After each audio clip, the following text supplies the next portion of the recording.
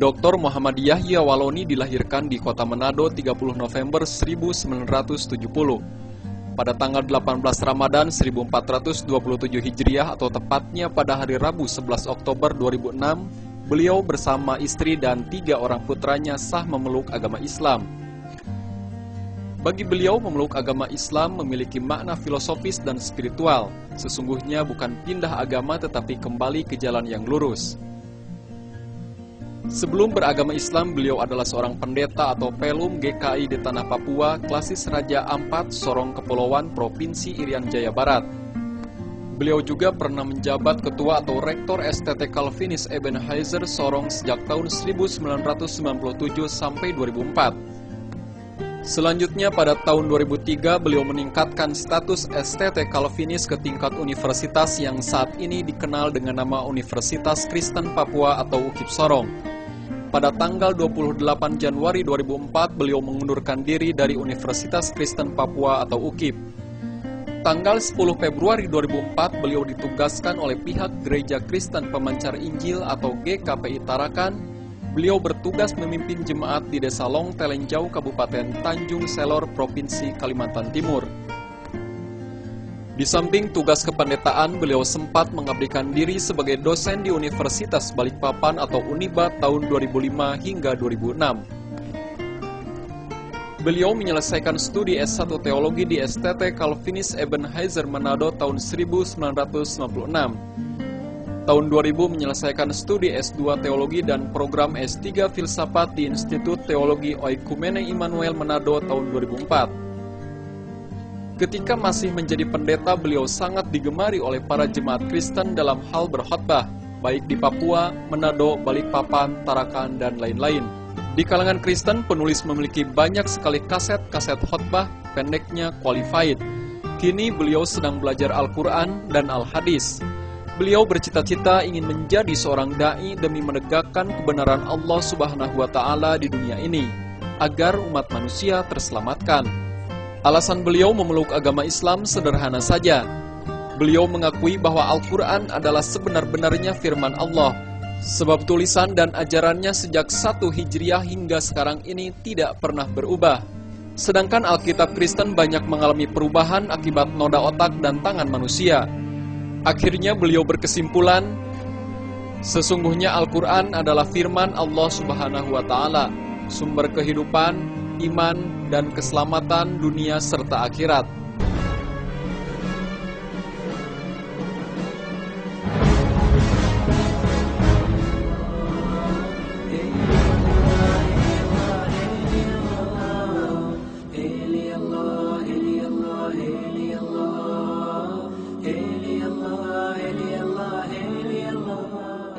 Assalamualaikum warahmatullahi wabarakatuh.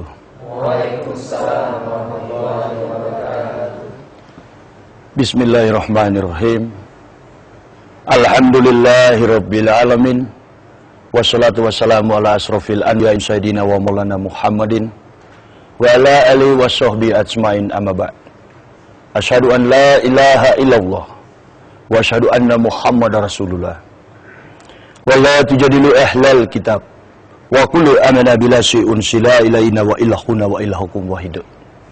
A'udzu billahi minasyaitonir rajim. La tajidana asyadana syi'rawatan lillazina amanul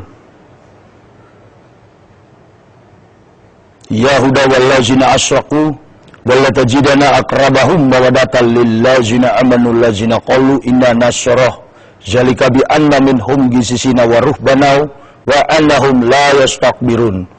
Wa iza zami'u ma unsila ila rasuli tara ayunakum tafidu minad dam'i mimma arafu minal haq yaquluna rabbana amana faktubna masyahidin Muhammad.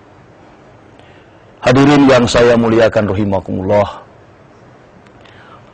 pada kesempatan ini saya hadir di tengah-tengah kita semua. Tentunya merupakan sebuah nikmat berkah yang patut kita syukuri kehadirat Allah Subhanahu wa Ta'ala. Karena apa yang kita lakukan sepanjang perjalanan kehidupan kita selama diperkenankan oleh Allah, tidak ada sesuatu yang dapat kita banggakan di dalam hidup ini selain menyatakan alhamdulillah, ungkapan syukur yang sebesar-besarnya kehadirat Allah. Dan semua yang kita lakukan di dalam segala peristiwa hidup ini, sebagai orang-orang beriman tentunya mengacu dari sikap dan akhlak yang dipandu berdasarkan apa yang pernah dilakukan oleh baginda Rasulullah Muhammad SAW. Karenanya di kesempatan ini saya juga mengajak marilah kita sekalian menyatakan salawat dan taslim kepada revolusioner Islam, junjungan Nabi besar Muhammad SAW. Saya pada kesempatan ini ingin menyampaikan sebuah pengalaman hidup yang barangkali bagi manusia ini hal yang tidak mungkin terjadi. Bagi manusia hal ini adalah sesuatu yang sukar, dan bagi manusia hari ini adalah mustahil. Tetapi yang kita yakini bersama sebagai orang-orang beriman bahwa bagi manusia mustahil, tetapi bagi Allah tidak ada yang mustahil. Saya telah diketahui oleh banyak orang di seluruh Indonesia, dari ujung timur Indonesia, tanah Papua. Karena dulunya saya berlatar belakang atau dalam background kehidupan saya adalah seorang pendeta. Yang kemudian saya memeluk agama Islam. Yang bagi saya ini bukanlah hal sebagaimana terjadi di tengah kompleksitas hidup bangsa kita ini, yang biasa-biasa saja, umpamanya ada yang dari Islam kemudian beralih memeluk agama Kristen. Itu saya kategorikan sebagai orang yang pindah agama alias murtad. Tetapi bagi saya, memeluk agama Islam adalah kembali kepada kebenaran ilahi. Saya telah menemukan dasar-dasar kebenaran itu, yang sebentar nanti akan saya paparkan apa yang membuat saya tertarik, apa yang memotivasi saya untuk memeluk agama Islam. Kita tahu bersama bahwa di negara kita ini ada 5 agama besar. Ada agama Kristen, ada agama Islam, ada agama Hindu, ada agama Buddha dan Katolik.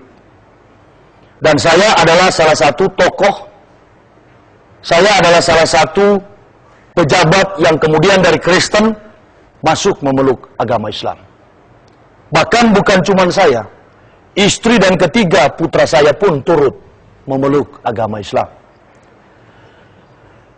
Dari latar belakang kehidupan saya sebagai seorang Kristen, saya bukanlah jemaat yang duduk manis mendengarkan khotbah pendeta.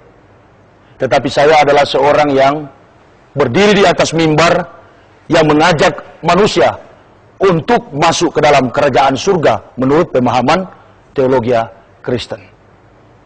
Nah, ini yang memotivasi saya tentunya mengapa memeluk agama Islam sebagai seorang yang boleh dikatakan pendeta, tahu tentang kebenaran Kristen, bukan kebenaran Allah bagi saya sekarang. Bukan kebenaran Allah, tetapi kebenaran Kristen. Karena bagi saya agama Kristen itu adalah agama yang tidak sesuai dengan konteks silsilah daripada para nabi. Tetapi dengan sengaja, tanpa malu, tanpa sadar, tahu diri, tanpa menyadari siapa dia, kemudian membawa-bawa nama agama yang pernah dibawakan oleh nabi-nabi Allah, yakni Nabi Isa alaihissalam. Kita mengakui sebagai umat Islam bahwa Isa adalah kategori nabi yang dimuliakan dan sangat dihormati di dalam kebenaran kitab suci Al-Quran. Nah, inilah dasar yang memotivasi saya ketika sampai ke daerah Timur Tengah, ke Israel, maka saya mendapatkan pengakuan umat Israel itu jauh berbeda langit dan bumi